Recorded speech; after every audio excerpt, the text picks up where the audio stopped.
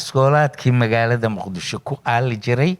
kontonmeeyadii waxay ahaayeen dhowr iskoola Boondheere iskool la dhihi jiray oo degmada Boondheere meel bari ay hore ahayd laakiin hadda Warliyi ka tirsan iskoola la dhihi jiray Gardanal Misaayo oo hadda guriga haweenka meesha uu ku yaalo ku aali jiray iskoola la dhihi jiray Regina Eleno oo hadda la yiraahdo Xawataako iskoola la dhihi jiray Primaria Italiano oo hadda la yiraahdo Yaasiin Cusmaan iskoola la dhihi jiray Secondary Italiano oo hadda la yiraahdo Yusuf Kowneyn iskoola Media Centrale oo dugsiga dhexe bartamaha la yiraahdo iskoola Marittima mid la dhihi jiray oo liida ku yiilay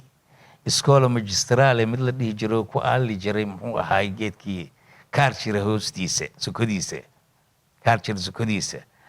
ku aali jiray intaasaa iskoolaad ku tiil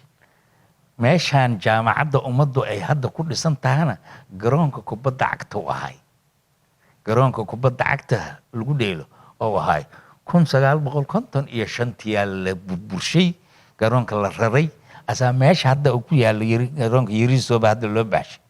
meesha hadda uu ku yaalo markaas la dejiyay awal intay ahayd inta marka meeshaan hadda hotel Shabeelle oo ku dhisan yahay oo ku dhisnaayo hadda waa baabaciyay hotel Shabeelle meesha uu ku dhisnaayo baraaka weynaa ku tilo nin Talyaaniga oo lahaay fardow ku dhaqaaleysiga gaari farasa magaalada tagaasi ka ahay moogtaa fardaal lagu dhaqi jiray meeshaas oo loogu qubi jiro caws lagu sii jiro meesha garoonka kubadda cagtana meeshaan waa maalin kasta axada abaloon la ciyaar jiray kooxaha markaas jiray oo ciyaarayay waxay ahaayeen sida Jeenyo Wadhelidi Autobaarka booliiska